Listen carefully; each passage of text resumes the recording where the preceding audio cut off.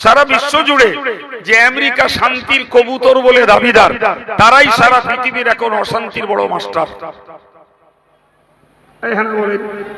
জি, ইসরায়েলের সঙ্গে ফিলিস্তিনের লড়াইয়ে তারাই নায়ক। ইরান যখন ফিলিস্তিনের পক্ষে না, বরং ইসরায়েল অত্যাচার করলো, তার জবাব দিতে যে ইসরায়েলের বিরুদ্ধে লড়াই করতে লাগলো, আমেরিকা থাবা মেরে দিল। যার যে রাজ চলছে। 1980 সাল থেকে 2026 পাক্কা 45 পেরিয়ে 46 বছর একাধারে ইসরায়েল ফিলিস্তিনের মুসলমানরা মার খাচ্ছে ইসরায়েলের কাছে। যদি সত্যি মানুষের মস্তিষ্ক প্রসূত পদ্ধতির বিনিময়ে, নিয়ম কানুনের বিনিময়ে, কিছু নীতির বিনিময়ে যদি শান্তি আসতো, তাহলে 45 বছর ধরে আধুনিক বিশ্বে একটি দেশ আরেকটি দেশের কাছে কোণঠাসা, নিঃস্ব আর রিক্ত আর মানুষ শূন্য হয়ে যেত না। কথা বলে কোথায় আছেন? কি ভাবছেন? কি ভাবছেন? আজকের ভারতে দাঁড়িয়ে যদি আমরা ভাবি জি, কেন্দ্র সরকার আটা কামড়ি দিয়ে লেগেছে পশ্চিম বাংলাটা নেবে, আর পশ্চিমবঙ্গ সরকার সে দাঁতের দড়ি দিয়ে লেগে গেছে তার রাজ্য রক্ষা করবে। কথা বলছেন না কেন? এই কথা জানে না কে?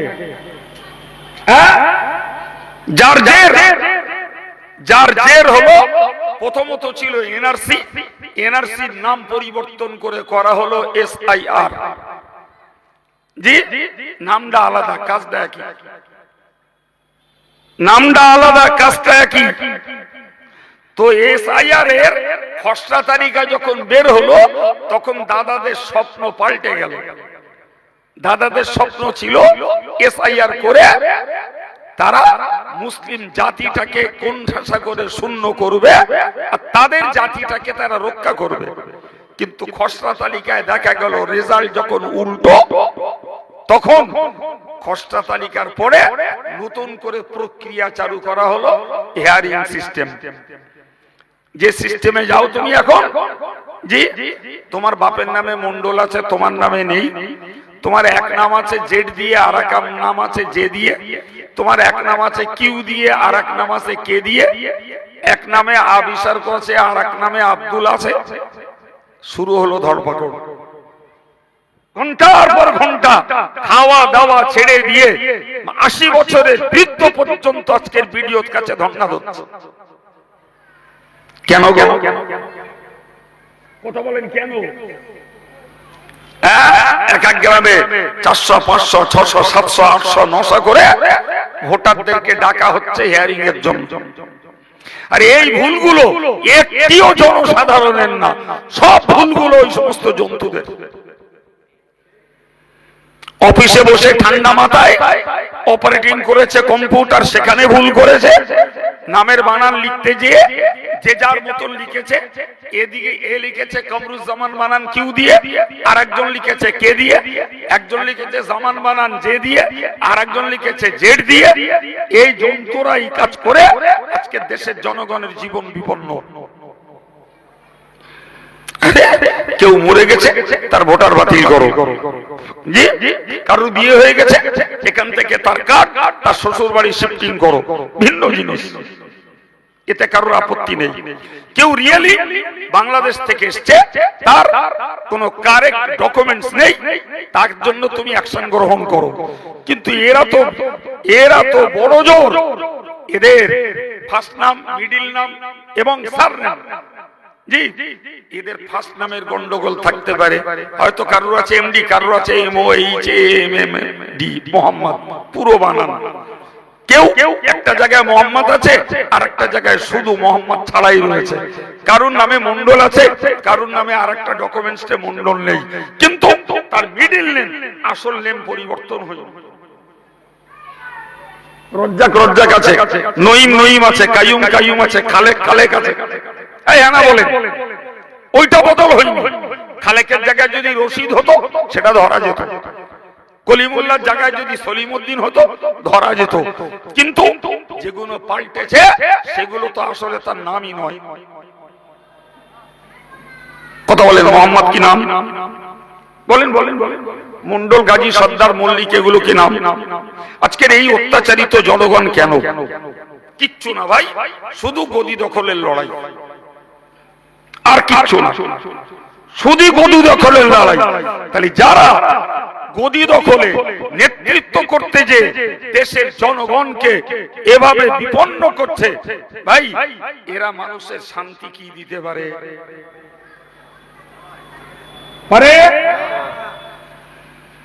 আমি এই জন্যই গল্পটা বললাম যে এই মানুষ যদি ধর্ম করে, মানে ধর্মের নিয়ম তৈরি করে, তাহলে এরা মানুষের কি শান্তি দেবে? রাজনীতি করতে যে আগুন লাগাচ্ছে, আর এরা ধর্মনীতি তৈরি করে মানুষের শান্তি দেবে? পক্ষান্তরে আপনি মিলিয়ে নেন, আমি আপনাকে মিলিয়ে দিচ্ছি। জি, ইসলাম মানে শান্তি নয় বাবা। এও আমাদের মাঝে একটা ভুল প্রচলন, প্রচুর লোকে বলে ইসলাম মানে শান্তি। নেভার। মনে রাখুন, ইসলাম মানে হলো আনুগত্য স্বীকার করা। কি বলেছি বলে মুখস্থ করুন। ইসলাম মানে আনুগত্য স্বীকার করা, ইসলাম মানে আত্মসমর্পণ করা। সুবহানাল্লাহ। জি, কার কাছে? ইসলাম হলো আল্লাহ এবং রাসূলের বিধানের কাছে আত্মসমর্পণ করার নাম ইসলাম। আর আল্লাহ এবং রাসূলের বিধানের কাছে যারা আত্মসমর্পণ করে, আলহামদুলিল্লাহ, তারা শান্তি পায়। আর একটু জোরে বলুন। আবার বলছি, আল্লাহ এবং রাসূলের কাছে যারা আত্মসমর্পণ করে তারা শান্তি পায়। এই জন্যই বলে ইসলাম মানে শান্তি। কিন্তু অ্যাকচুয়াল আবিধানিক অর্থে, শাব্দিক অর্থ হলো ইসলাম মানে আনুগত্য স্বীকার করা, আত্মসমর্পণ করা। কথা বোঝাতে পারলাম? এবার আপনি মিলিয়ে নেন। যে মক্কাতে শিরক, বেদাত, সুদখোর, মদখোর, গানখোর, জুয়াখোর, নারীবাজ, নারীদের প্রতি অত্যাচারকারী, নিজের কন্যাকে জীবন্ত হত্যাকারী এবং মানুষের লুটতারায় ছিনতাইকারী, রাহাজানি, ডাকাতি করা যাদের চরিত্র ছিল, এই চরিত্র আমরা বলি না, আমরা বলি না। ইউরোপের ঐতিহাসিকরাও একই কথা বলেছে, ইসলামের ঐতিহাসিকরা চর্চা করে সেই কথাকেই সমর্থন করেছে। ইউরোপের ঐতিহাসিকদের এই সিদ্ধান্ত কোন অংশই ভুল নয়। এটাই ছিল তৎকালীন জমানার আরববাসীদের চরিত্র। প্রিয় ভাই, আপনি ভাবুন এবার, তাহলে যাদের মাঝে বাপ বেটার সম্পর্ক ছিল না, স্বামী স্ত্রীর মিল মহব্বত ছিল না, নিজের কলিজার টুকরি বেটিকে নিজে হত্যা করত, জি, মানুষকে নিঃস্ব করে দিত, মানুষের জীবনটাকে মুরগির মতো করে মারত, যারা মদ কিনে খেত না, বাড়ি তৈরি করে মদ খেত, ভাই সেই লোকগুলো ইসলামের ছায়াতলে এলো, ইসলামের ছায়াতলে এলো। আসার পরে কি হলো ভাই? ইসলামের ছায়াতলে এলো মানে আল্লাহর হুকুমের কাছে মাথা নত করে দিল, প্রিয় নবীর আদর্শের কাছে, নবীর সুন্নাতের কাছে তারা মাথা নত করে দিল। পরবর্তী রেজাল্ট, আল্লাহু আকবার, সুদ নেই, মদ নেই, নারীবাজি নেই, কন্যা সন্তান হত্যা নেই, লুটতারাজ নেই, ছিনতাই রাহাজানি নেই, ভাই স্ত্রী জাতির প্রতি অত্যাচার নেই। টোটাল সমাজ ব্যবস্থা 100 ডিগ্রি পরিবর্তন হয়ে বেটা বাপের মর্যাদা বুঝলো, বাপ বেটার হক আদায় করলো, স্বামী তার স্ত্রীকে যত্ন নিল, স্বামী তার নিজের কলিজার টুকরি কন্যাকে বাঁচতে দিল। রীতিমতো ভিন্ন ভিন্ন ধর্ম থেকে এসে ভাই ভাইয়ের মতো হয়ে গেল। নিজের পেটে ক্ষুধার জ্বালা, নিজের তুলনায় অন্যের ক্ষুধাকে গুরুত্ব দিল। প্রিয় ভাইরা আমার, তাহলে পরিষ্কার বুঝতে পারা গেল, ভিন্ন ধর্ম থেকে এসে তারা ইসলামের কাছে আত্মসমর্পণ করে আল্লাহ আল্লাহ রাসূলের বিধানের কাছে মাথা নত করে একটি সুশীল শান্তির সমাজ তারা পেয়ে গেল। ঠিক বলছি না ভুল? আপনি আমার এই বক্তব্যটাকে একটা বাক্য আপনি পরিবর্তন দেখান, আমি অন্যায় স্বীকার করি। আবার জুটেছে, এই কইরা এই চুপ করো। প্রিয় ভাইরা আমার, সত্যি এই কথাগুলো ভাববার জিনিস। কিভাবে ওই সমাজটার পরিবর্তন এলো? তারা তো এত দুর্ধর্ষ ছিল। অশালীন কাজে তারা মাস্টার, অসামাজিক কাজে তারা পটু, অত্যাচার, অবিচারে, অনাচারে, মানুষ হত্যায়, নারী নির্যাতনে তারা বিশ্বের মাটিতে ফার্স্ট স্ট্যান্ড দখল করেছে। সেই মানুষগুলোই আমার রাসূলুল্লাহর প্রাথমিক পর্যায়ে মাত্র 13 বছরের সাধনা। ক বছরের বাবা? 13 বছর। এই 13 বছরে সেই সমাজটার পূর্ণ পরিবর্তন। কি ভাবতে পারা যায়? তারা কিভাবে এই পরিবর্তন পেল? আমি অত্যন্ত জোর গলায় বলছি, জোর গলায় বলছি, আজকের পৃথিবী জুড়ে মুসলমানদেরকে সন্ত্রাসী বলা হয়। মুসলমানদেরকে সন্ত্রাসী বলা হয়। এমনকি লাদেনকে কেন্দ্র করে আমেরিকার উস্কানিতে সারা পৃথিবীতে লাদেনকে সন্ত্রাসী বলে, সন্ত্রাসের নেতা বলে আখ্যায়িত করা হলো। মানে এদের বক্তব্য যেন এরকম একটা, বঙ্গোপসাগরে যদি একটা মাছ মারে ওটাও লাদেন মেরেছে, এরকম একটা ভাব ছিল। কিন্তু আপনি হিসাব করে বলুন তো, আপনি হিসাব করে বলুন, আমি আপনাকে চোখে আঙুল দিয়ে দেখিয়ে দিচ্ছি ভাই, ভালো করে বুঝুন। মুসা নবী ছিলেন শান্তিপ্রিয়, ফেরাউন ছিল সন্ত্রাসী। নবী ইব্রাহিম ছিলেন শান্তি প্রতিষ্ঠাকারী, নমরুদ ছিল সন্ত্রাসী। ঈসা নবী ছিলেন শান্তি প্রতিষ্ঠার নায়ক, সেখানে ইহুদিরা ছিল সন্ত্রাসী। আমার নবীর যুগে আমার নবী বিশ্ব শান্তির শ্রেষ্ঠ নেতা আবু লাহাব, আবু জাহালরাই ছিল সন্ত্রাসী। আজকে সারা পৃথিবী জুড়ে সন্ত্রাস চালিয়ে যাচ্ছে ভিন্ন ভিন্ন ধর্মের লোকেরা, আর ঘুরিয়ে ঘুরিয়ে মুসলমানদের উপরেই সন্ত্রাসের আঙুল তোলা হচ্ছে। আমি একটা উদাহরণ আপনাকে দিয়ে এই বিষয়টা যে মিথ্যা তা বুঝিয়ে দিচ্ছি। আচ্ছা বলুন তো, এ পর্যন্ত আমাদের প্রতি বিশুদ্ধগার, কখনো টুপির বিরুদ্ধে, কখনো দাড়ির বিরুদ্ধে, কখনো মসজিদকে বলা হচ্ছে অস্ত্র কারখানা, কখনো মাদ্রাসাকে বলা হচ্ছে সন্ত্রাসী শিক্ষার জায়গা, কখনো মুসলিম পার্সোনাল লর উপরে হস্তক্ষেপ, কখনো আমার নবীর চরিত্রের পুত পবিত্র চরিত্রের উপরে কলঙ্কের দাগ, কখনো কোরআনের উপরে বিশুদ্ধগার করা হয়েছে না? আচ্ছা এরা কি মনে করে যে আমরা কি বোবা না নুলো?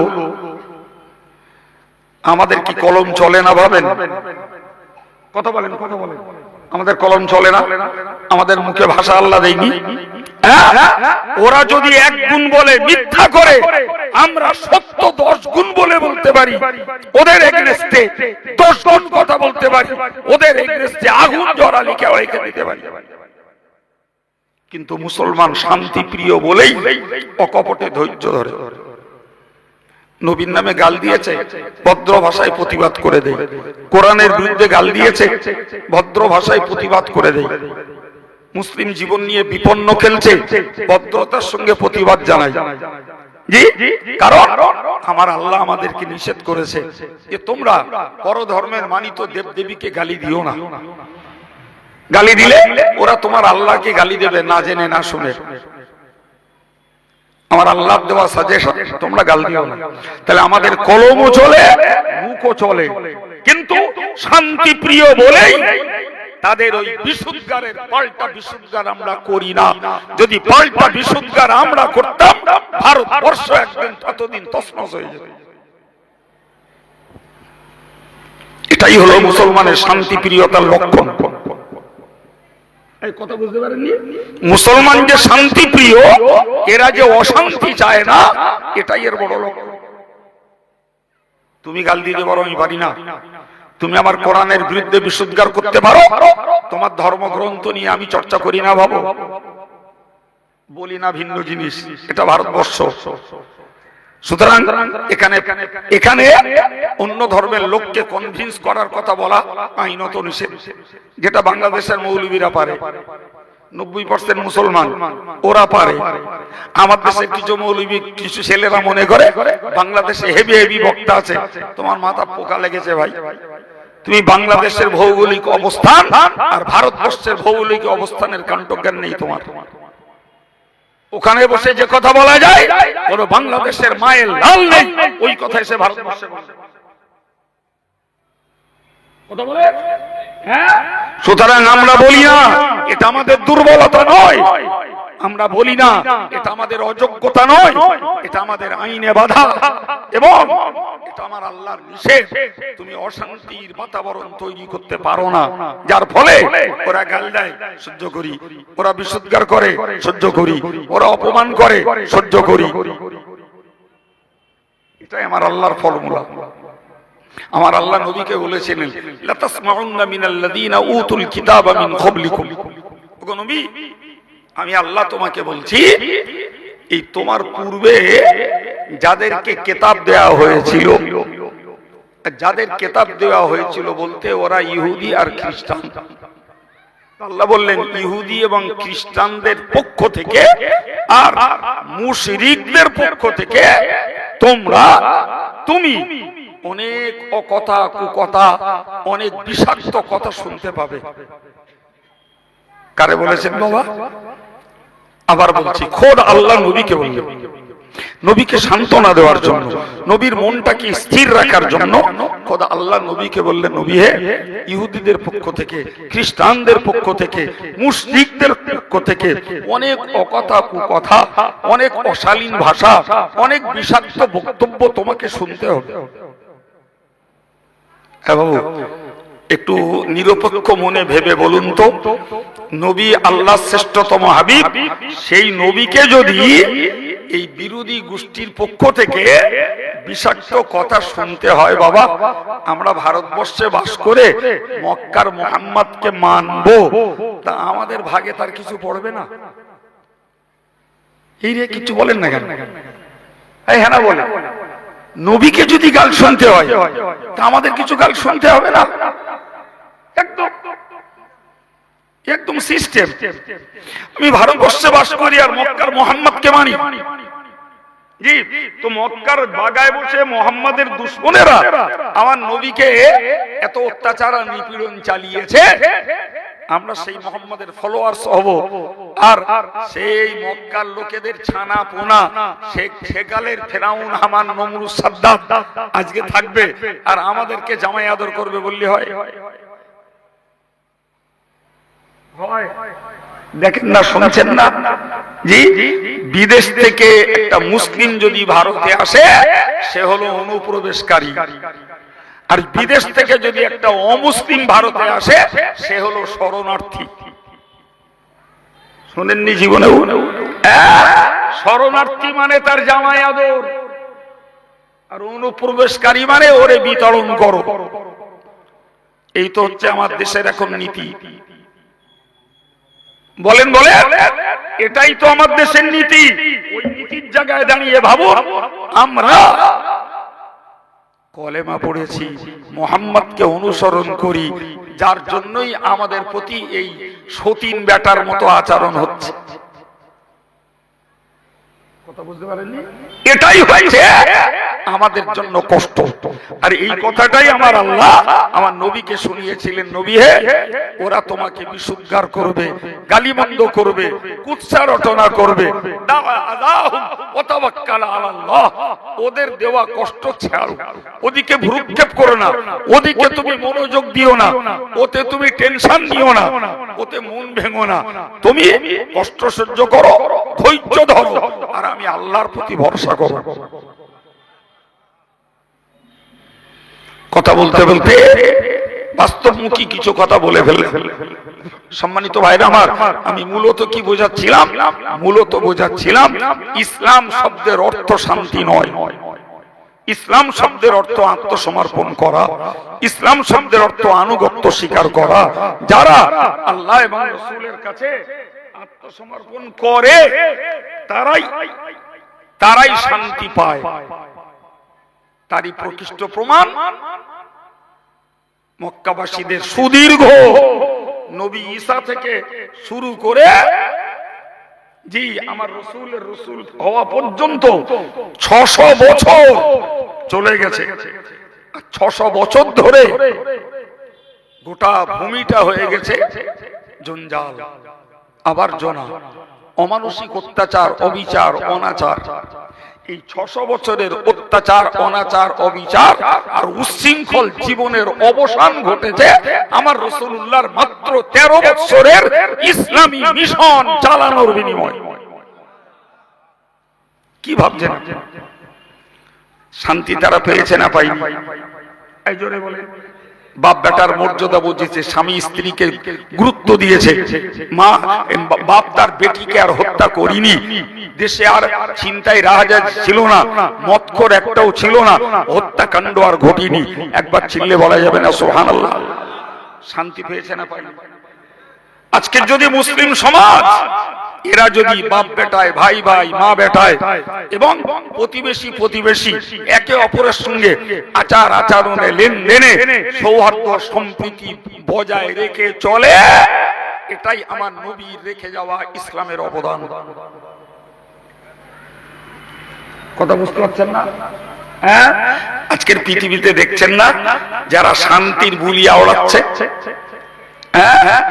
বিশ্বাস করুন, আমার বলতে একবারও দ্বিধা নেই, এরা বাঘের থেকেও হিংস্র। বিশ্বাস করে? বিশ্বাস হয় না বলেন? আচ্ছা, একটা উদাহরণ দিয়ে বলুন দিন। আমাদের পাড়ায় কুকুর আছে, তা আপনার কাছে রিপোর্ট আছে দুটো কুকুর ঝগড়া বাঁধিয়ে এক কুকুর আর এক কুকুরকে মার্ডার করতেছে? আছে রিপোর্ট? কোনদিন খবরের কাগজে দেখেছেন যে সুন্দরবনের রয়্যাল বেঙ্গল টাইগার একটা আরেকটার উপরে আক্রমণ করে একটা আরেকটারে মার্ডার করতেছে? আফ্রিকান লায়ন, আফ্রিকার সিংহ একটা আরেকটার উপরে আক্রমণ করে সেটাকে মার্ডার করে দিয়েছে? দেখেছেন কোনদিন? শুনেছেন কোনদিন?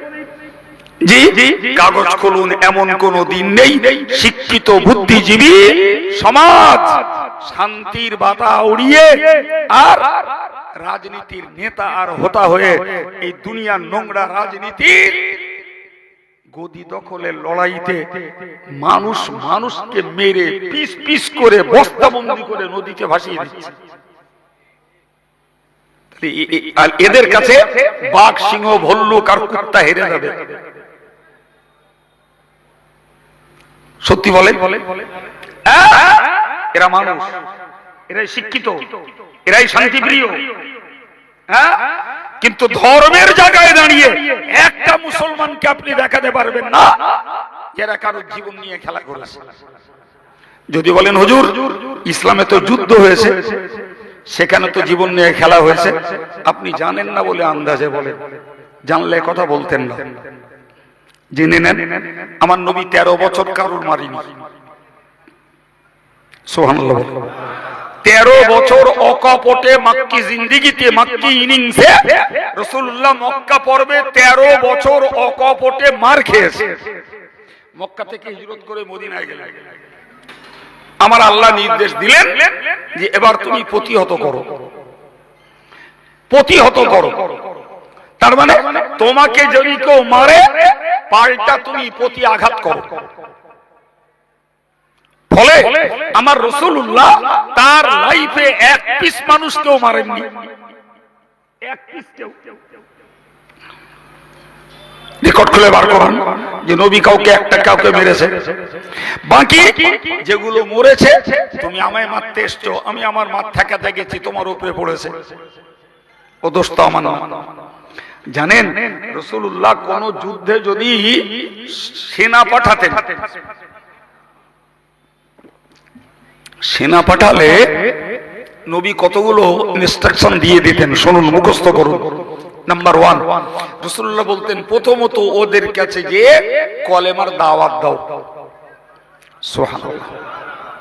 যদি ওরা কলেমা পড়ে নেয়, ইন্নামাল মুমিনুনা ইখওয়া, তুমিও ঈমানদার, ও ঈমানদার, ভাই ভাই, অতএব লড়াই নাই।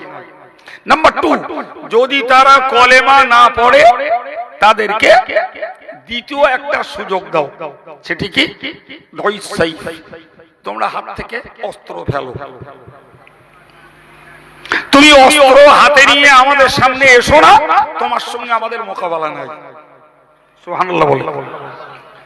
যদি কলেমা না পড়ো আর অস্ত্র যদি না ফেলো, তাহলে তৃতীয় পর্যায় হলো যে তুমি আক্রমণ করো না, যদি আক্রমণ করো তখন কিন্তু আমি আর ছাড়বো না। এই কথা বোঝা যাচ্ছে কি? তাহলে এতে কি প্রমাণ হচ্ছে? নবী আগে থেকে মেরেছে। আপনি শুনলে অবাক হয়ে যাবেন। জি, রাসূলুল্লাহ মক্কা ছেড়ে হিজরত করে মদিনায় গেলেন।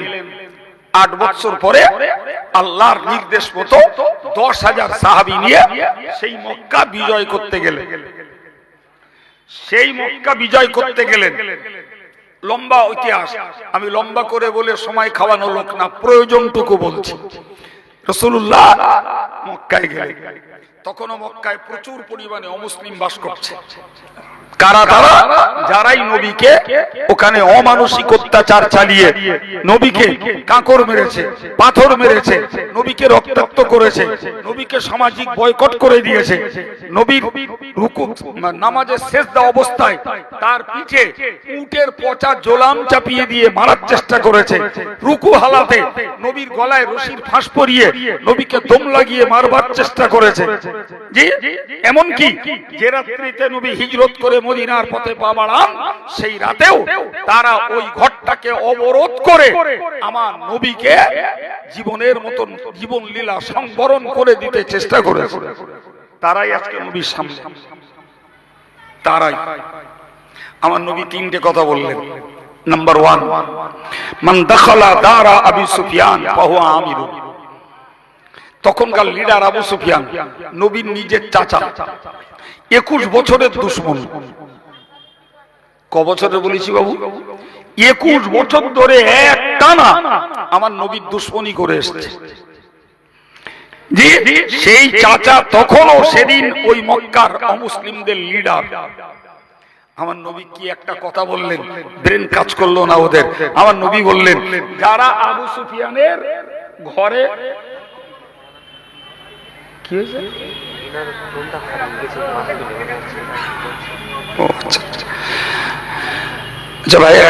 একটা ভাইয়ের একটা ফোন হারিয়েছে, হয়তো বসতে যে কিংবা হাত থেকে পড়ে গেছে। তো সততার কাজ হলো, যদি কোনো ফোন আপনাদের নলেজে আসে তাহলে ফোনটা এই ভাইকে দেওয়ার জন্য, বা আমি ভাইয়ের নাম জানি না, স্টেজে দিলে পেয়ে যাবেন। তিনি সাদেক ভাইয়ের ফোনটা পড়েছে। যদি সত্যি সততা দেখান কারোর সামনে পড়লে ফোনটা সাদিক ভাইকে দিয়ে দেওয়ার জন্য আবেদন করছি। প্রিয় ভাই, কি কথাটা বললাম?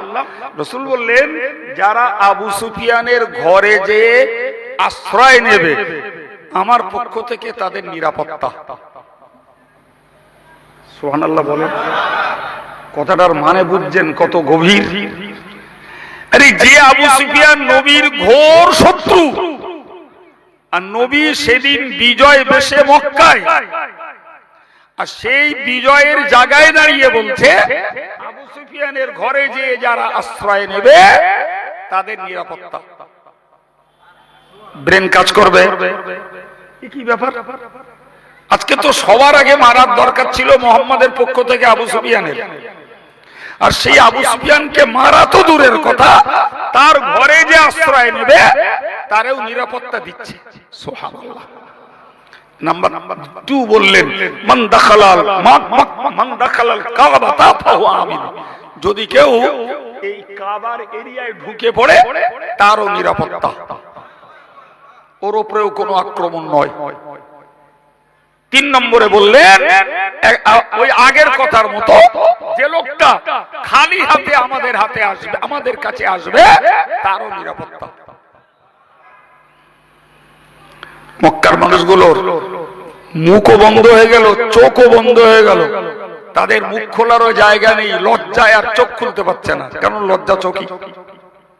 কারা নবীর প্রতি কি করেছিল নবী জানে না? চোখে চোখে পড়লি লজ্জা লাগবে না? লাগবে না। মুখ বন্ধ, চোখ বন্ধ, আসামি বেশে দাঁড়িয়ে গেল। আমার নবী ওদের কাছে বললেন, তোমরা কি চাও আজ? তাদের বুকে পাটা হয়নি, একবার সাহস হয়নি যে মুহাম্মদ কিচ্ছু তোমার কাছে চাই না, তোমার কাছে ক্ষমা চাই।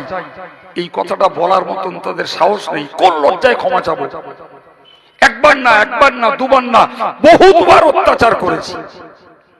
আজকে তো ওই মোহাম্মদ 10,000 সেনা নিয়ে এসে কোন সুযোগ ছাড়াই আমাদের উপরে অতর্কিত আক্রমণ করতে পারতো না? জি, কোন লজ্জায় বলবো ক্ষমা করে দাও, কারুর কোনো রব নেই। আমার নবী বললেন, সহিহ বুখারীর বর্ণনা, লা তাসরিবা আলাইকুমুল ইয়াউম ওয়া আনতুমুত তুলাকা। নবী বললেন, আমার পক্ষ থেকে ঘোষণা, তোমাদের বিগত দিনের আচরণের কোনো প্রতিশোধ আমি নেব না, আমি সকলকে স্বাধীনভাবে ক্ষমা করে দিলাম। এবার বলুন নবী কাউকে মেরে ধরে ইসলাম প্রচার করেছে?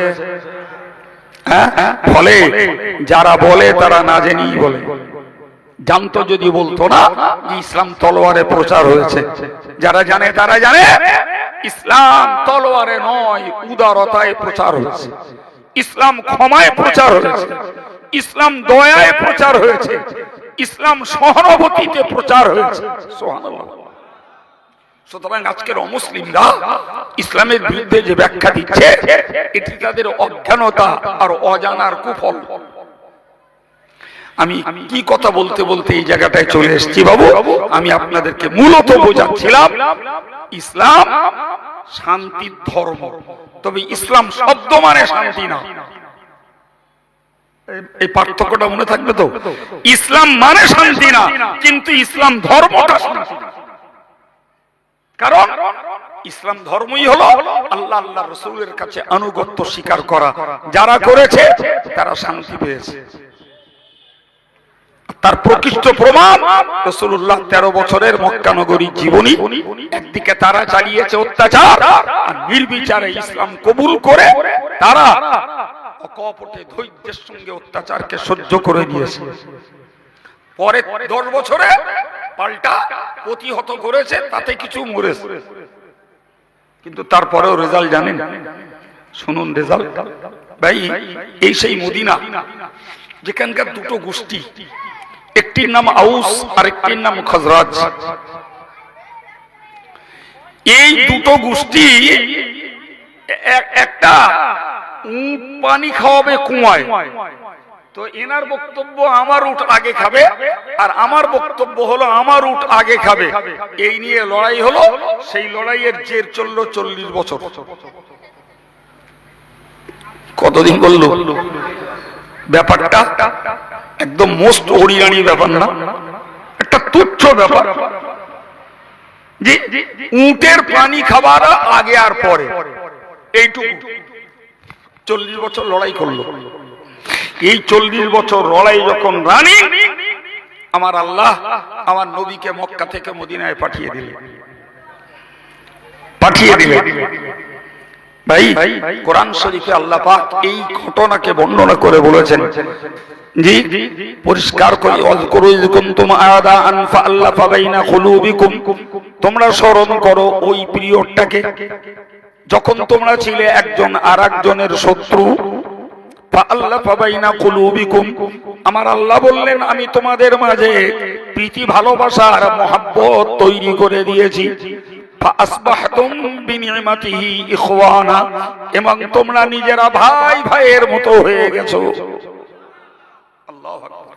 ওসিলা নবী, মিডলম্যান নবী, জি, আর ফলাফল দেওয়ার মালিক আল্লাহ।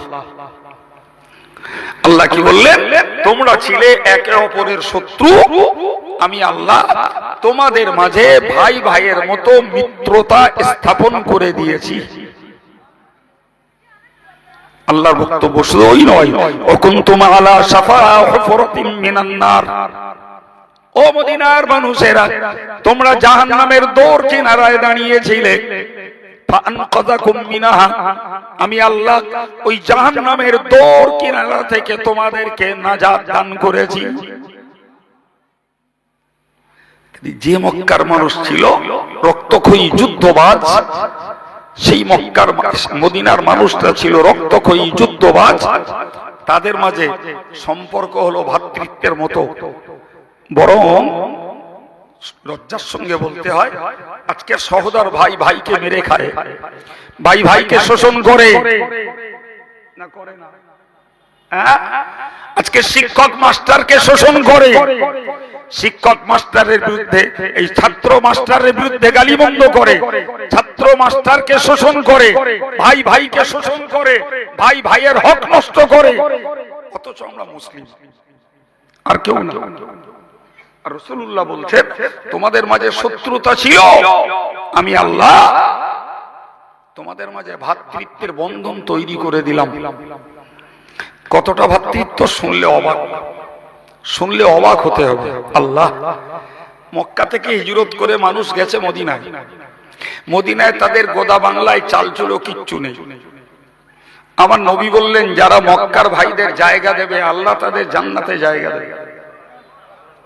মদিনার আনসারী সাহাবীগুলো পাগল হয়ে উঠলো, ইয়া রাসূলুল্লাহ মক্কার ভাই এলে আমাকে একটা দেবেন। এই করে করে যাকে আমাদের দেশে ঘরে বলে জায়গির সিস্টেম বা ইংরেজিতে বলে লজিং সিস্টেম। জি প্রিয় ভাই আমার, তো একজন সাহাবী মক্কা থেকে হিজরত করে নবীর কাছে এলেন। ভাই তো এই মদিনার একজন আনসারী সাহাবীকে নবী ডেকে বললেন যে আব্দুর রহমান এই সাদকে তোমার ভাই বানিয়ে দিলাম। সুবহানাল্লাহ। উনি তাকে ডেকে নিয়ে বাড়ি গেলেন, গিয়ে বললেন লা ওয়াসিমুকা মালি বাইনি ওয়া বাইনাকি, ভাই আসুন, আল্লাহ রাসূল আপনাকে আমার ভাই বলেছেন, তা আমার যা মাল আছে অর্ধেকটা আমি নেই আর অর্ধেকটা আপনি নেন। আর একটু জোরে বলেন। আর আপনি তো নতুন মানুষ, আপনাকে কেউ মেয়ে দেবে না। জি, তো আমার দুটো স্ত্রী, আমি একটা স্ত্রীকে তালাক দিচ্ছি। ফাইজান কাযাত ইদ্দাতি ফাতাযাওয়াজাহা, আমার স্ত্রীর ইদ্দত পেরিয়ে গেলে ওই মেয়েটাকে আপনি বিয়ে করেন, তাহলে আপনার যৌন জীবনও চলবে আর আমার মাল অর্ধেকটা দিচ্ছি, আপনার সংসারের খরচও বহন হবে। কারে ভাই বলে বোঝা যাচ্ছে? তার মানে মায়ের পেটের ভাইয়ের তুলনায় আমার রাসূলের গড়ে দেওয়া ঈমানি ভ্রাতৃত্ব, ঈমানি ভাই আরো গাঢ়। কারণ মায়ের পেটের ভাই ভাইয়ের হক নষ্ট করছে, ভাইয়ের মাল নষ্ট করছে না, করে না? এখানে খুঁজুন আর আমার গ্রামে খুঁজুন, যেখানে যাবেন সব জায়গায় এরকম কিন্তু আসামি মিলবে না বাবা। আর এই নবী সাহাবীরা কি করছে? অবাক কাণ্ড, নিজের মালের অর্ধেক ভাগ দিচ্ছেন, নবী যেহেতু ভাই বলেছেন, নিজের দুটো স্ত্রী একটাকে তালাক দিয়ে বিয়ে করতে আবেদন করছে। আল্লাহ পাকের নবী মক্কার নবী, আল্লাহ পাকের নবীর মক্কি সাহাবী, মক্কায় যার বাড়ি, উনি বললেন বারাকাল্লাহু ফি আহলিকা ওয়া মালিকা, ও ভাই আপনার মালের ভাগ আমায় দিতে হবে না, আল্লাহ আপনার মালে বরকত দেন, আপনার বিবিকে ভাগ আমায় দিতে হবে না, তালাক দিয়ে আপনার সংসার শান্তিতে চলুক, কিছুই আমার লাগবে না, আপনি আপনার ঘরে আমার থাকার মতো সুযোগটুকু দিয়েছেন, এইটুকুই যথেষ্ট। আপনি মদিনার বাজার আমায় দেখিয়ে দেন, আমি বাজারে মুঠেগিরি করে রোজগার করে আমার সংসার চালাবো, আর আল্লাহ যখন পয়সা জমাতে দেবেন তখন আমি বিয়ে করে নেব। আর একটু জোরে বলে,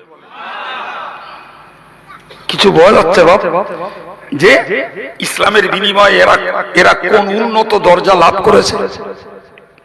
আপনি আশ্চর্য হয়ে যাবেন। শুনুন, ওই জমানার একটা ঐতিহাসিক গল্প বলে আমার বক্তব্য ছাড়বো। নাজরান একটা দেশ, এই দেশটা খ্রিস্টানদের। তখন টেলিফোনের যুগ না, সোশ্যাল মিডিয়া বলতে কিচ্ছু নেই। জি, তো মদিনার কিছু ব্যবসায়ী কাফেলা নাজরানে গেছে ব্যবসা করতে। তো সেইখানে যে গল্প করেছে যে মক্কা থেকে একজন ব্যক্তি আমাদের ওখানটায় এসেছে, এই 8-9 মাস হলো, এই 8-9 মাসের মধ্যে মদিনার সমাজ ব্যবস্থা পুরো পরিবর্তন হয়ে গেছে। কিন্তু নাজরানের খ্রিস্টানরা জানতো মদিনা কত উচ্ছৃঙ্খল এবং কত রক্তক্ষয়ী জায়গা, ওরা জানতো। তো ওরা বিশ্বাস করতে পারলো না, বলে বলছো কি? বলে হ্যাঁ, যেটা বলছি ওটা সত্য। যাই হোক, এরা ব্যবসা বাণিজ্যের কাজ মিটিয়ে চলে এসছে। নাজরানের খ্রিস্টানদের 60 জন ধর্মযাজক, পাদ্রী, আমাদের বোঝার জন্য বলি, আমাদের ইমাম যেরকম ওই রকম টাইপের পদের 60 জন ব্যক্তি, তারা নাজরান থেকে মদিনায় এসছে সত্যটাকে উদ্ঘাটন করার জন্য। যে এরা যে রিপোর্টটা দিয়ে গেল, সত্যিই কি এই রিপোর্টটা সঠিক? তাদের ভালো বলতে হবে তাদের, যে নিজেদের টানে সত্য সন্ধানে খরচা করে, সময় নষ্ট করে, কষ্ট করে মদিনায় এসছে। তো মদিনায় যখন এসছে তখন দুপুর হব ভাব। আর আমরা এটা জানি বাবু, দুপুর, বিকেল, রাত, সন্ধ্যা বাজারে গেলে লোক পাওয়া যায় না, যায় না জি? তো ওনারা মদিনার বাজারে গিয়ে দাঁড়িয়েছে, খোঁজ খবর নেবে কোন লোকটা এসছে, তার কোথায় পাওয়া যাবে, তার সঙ্গে আমরা মেট করব, সাক্ষাৎ করব। এরকম নিজেরা ইনকাম করছেন। ইন দি মিন টাইমে এই জীবনের প্রথম তাদের কানে পড়ল মসজিদে নববীর মধুর স্বরের আল্লাহর নামের ধ্বনি, আল্লাহু আকবার, আল্লাহু আকবার, জোহরের আযান। এই আওয়াজ কানে পড়তেই মদিনার বাজারের ক্রেতা বিক্রেতা যারাই ছিল, কেউ তার মাল গোছায়নি। দোকানদার তার ক্যাশ বাক্সে তালা মারে না, দোকানের মাল দোকানে, ক্রেতার মাল কেনা, ওই অবস্থায় ফেলে রেখে পিঁপড়ে শাড়ির মতন চললো একদিকে। আর একটু জোরে বলে, কোন দিকে যাচ্ছে? ওরা বলো জানে না। এই আল্লাহর নামের ধ্বনি ওদের কানে আজ প্রথম পড়লো, আর এই যে একটা আওয়াজ পেলো আর এইদিকে একদিকে যাচ্ছে, এরা যাচ্ছে কোথায় এরাও জানে না।